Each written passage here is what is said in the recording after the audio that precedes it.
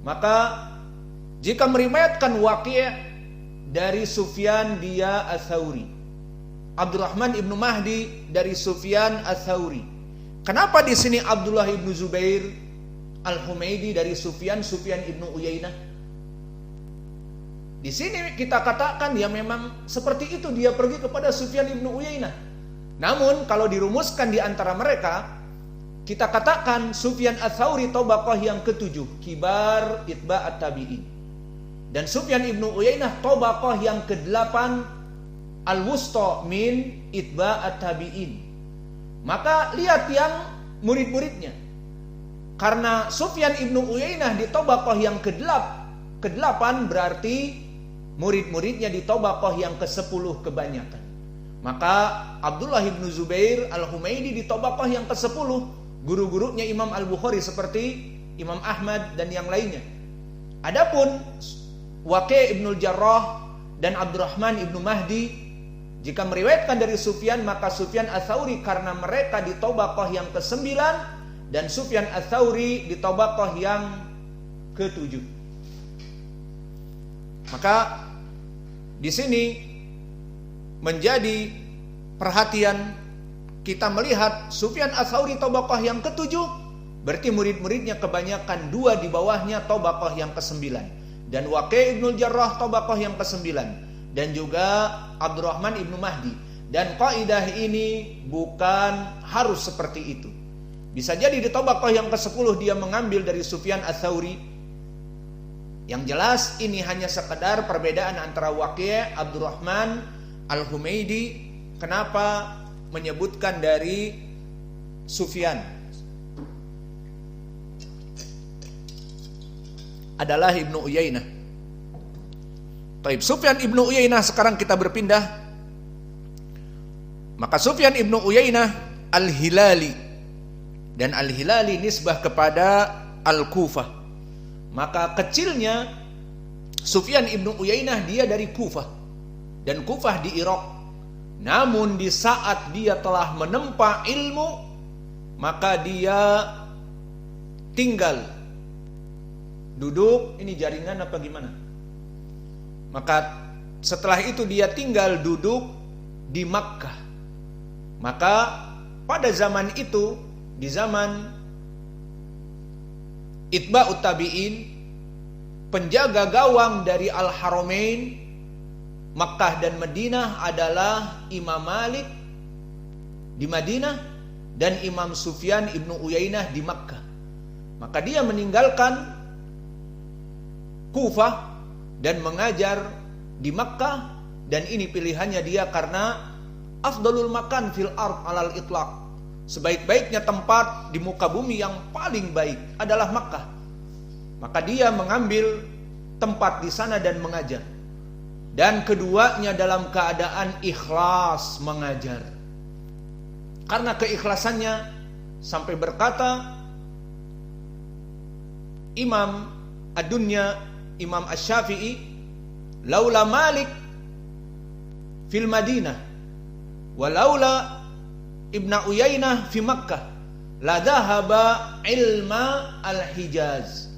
Jika seandainya pada zaman Itba'ut Tabi'in tidaklah Imam Malik menjadi muhaddits dan pengajar di Masjid Nabi, dan Imam Sufyan ibnu Uyainah di Masjidil Haram Makki, maka akan hilang ilmu hadis dari Hijaz. Makna Hijaz Saudiyah now.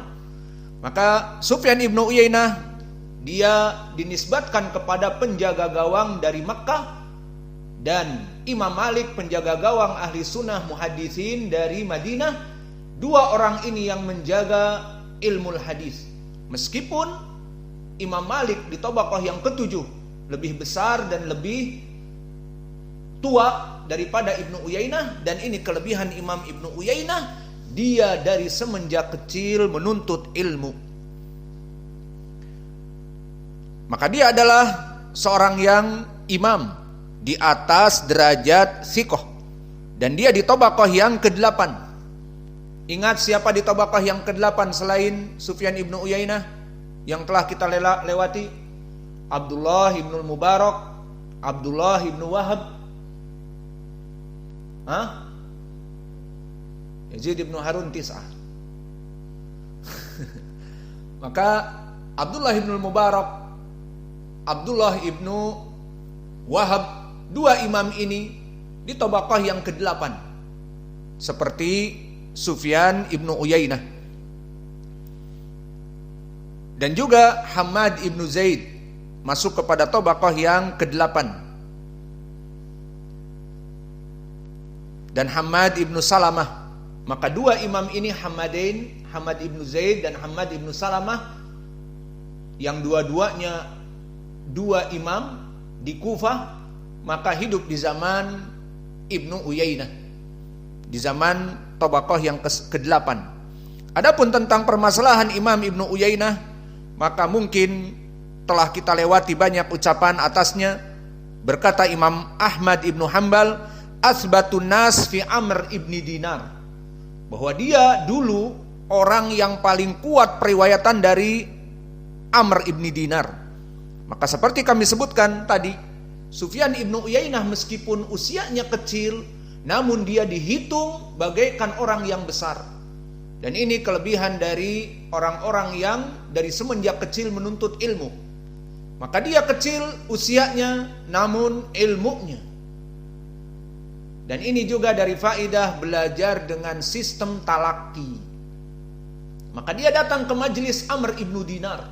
Disebutkan dia masih kecil. Maka Amr ibnu Dinar imam di zamannya dan seorang tabi'i di tabaqah yang ke-4, dan Sufyan ibnu Uyainah di tabaqah yang ke-8. Maka 4 kurun dia lewati, 4 tabaqah dia lewati.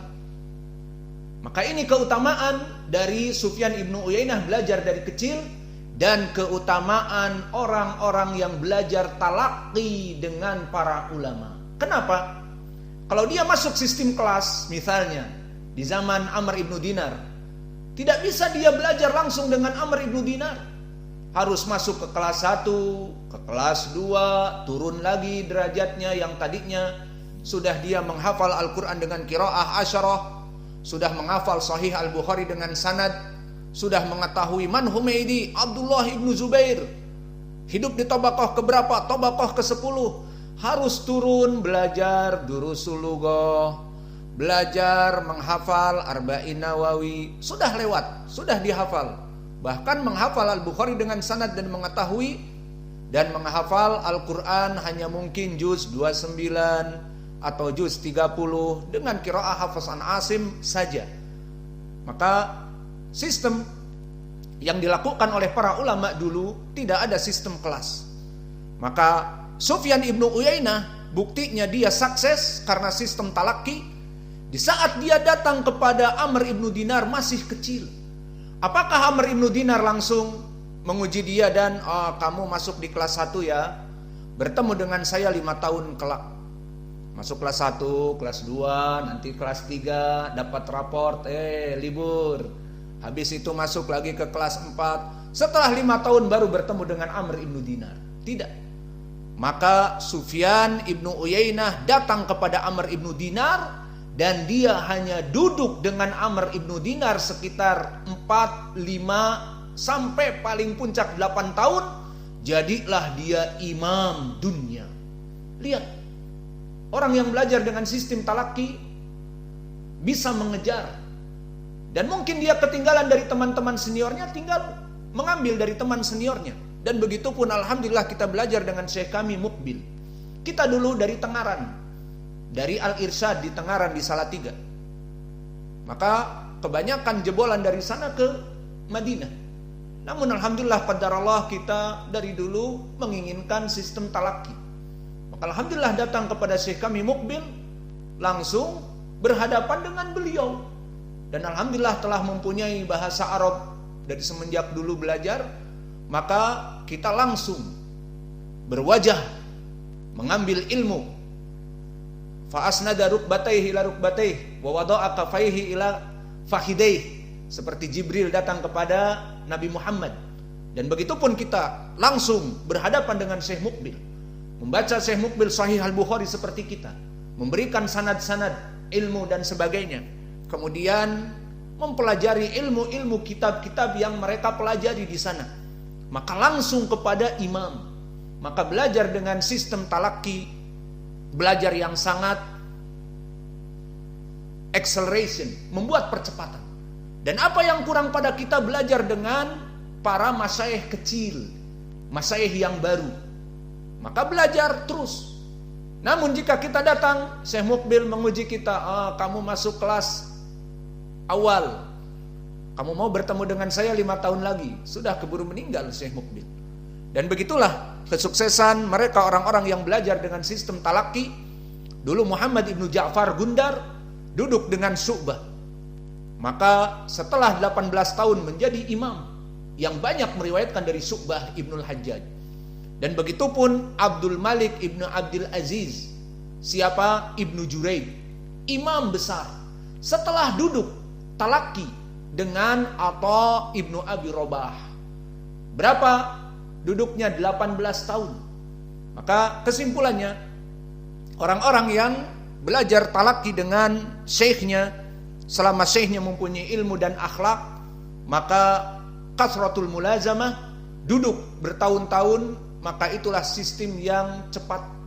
Apalagi jika diketahui dia itu adalah guru yang kompeten ilmunya dan akhlaknya baik, daripada masuk kepada kelas 1, kelas 2. Siapa pengajarnya di kelas 1? Murid seniornya yang baru kemarin lulus pengabdian. Masuk kepada tingkat 2, siapa pengajarnya? Itu fulan, anaknya fulan. Loh, kok belajar dengan itu? Ya itulah kelas 1, kelas 2, kelas 3 dengan ustadz-ustadz yang baru. Namun kita belajar dengan Syekh Mukbil sistem talaki langsung dengan imam. Adapun yang lainnya dengan masyayikh muda atau pengajar-pengajar yang lain hanya sekedar tambahan dari kita sendiri. Maka inilah sistem yang dilakukan oleh salaf, dan ini yang lebih barokah daripada 4 tahun mendapat gelar, kemudian ditambah 2 tahun, 3 tahun mendapat S2, kemudian setelah itu genap 10 tahun menjadi doktor, kemudian setelah itu pengabdian menjadi profesor. Dipikirnya al-ilmu semuanya ada. Tidak. Banyak dari libur. Dalam 1 tahun di university libur 3 bulan dari Ramadan kepada Id Kabir. Kemudian libur lagi setengah semester. Berarti dari 1 tahun 12 bulan hanya belajar sekitar 8 atau 7,5 bulan. Namun kalau kalian belajar ke Yaman talaki dengan masyayikh ahli Yaman, maka kalian belajar setiap hari seperti kita di sini. Every time, every day, full day, kaliannya yang bosan. Kita dulu dengan Syekh Mukbil belajar terus. Bahkan Syekh Mukbil mengatakan, iduna darsuna. Id kita, hari yang menggembirakan kita adalah hari belajar kita. Jadi kalian pengen bahagia, itulah tiap hari. Kita belajarnya juga ba'dal fajr, qabla duhur, ba'dal asr, ba'dal maghrib, every day. Tidak ada libur kecuali Jum'ah. Sabtu pun belajar, iya.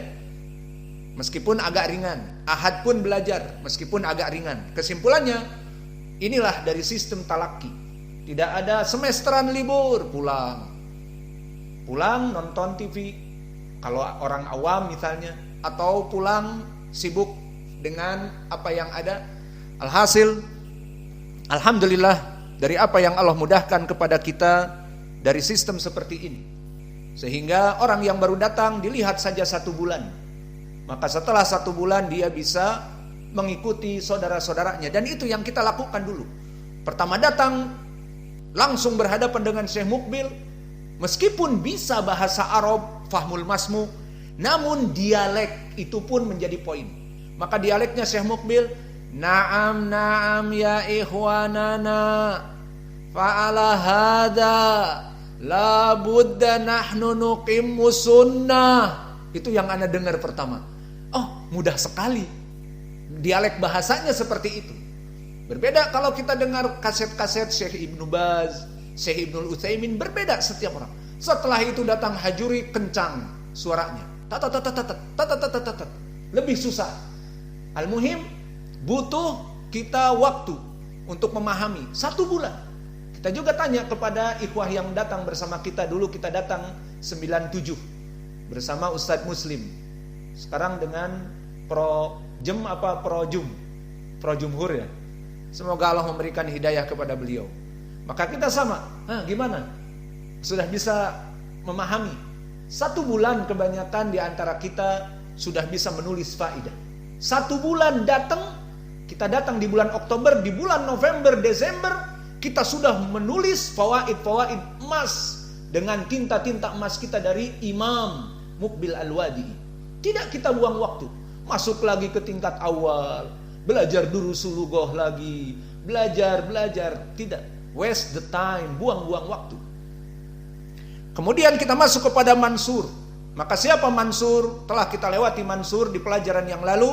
Mansur Ibnul Mu'tamir Al-Kufi, dan dia adalah seorang imam. Telah kita lewati di pelajaran kapan? Pelajaran kemarin di pelajaran apa? Sahih Al-Bukhari, masih hangat. Mansur Ibnul Mu'tamir, imam. Kemudian kita lewati kalau begitu, diriwayatkan dari Mujahid. Maka siapa Mujahid? Mujahid Ibnu Jabr, dan dia Al-Makki, tinggal di Makkah, dan dia adalah murid dari termasuk murid-murid yang banyak mulazamah dengan Abdullah bin Abbas, sehingga tafsir Mujahid tafsir yang sangat baik karena dia menerima langsung dari Abdullah bin Abbas, imam mufassir di zamannya. Dan Mujahid di Tobaqah yang ketiga. Maka setelah Mansur Ibnul Mu'tamir, yang mana Mansur di Tobaqah man? Tobaqah man? Al-A'mash.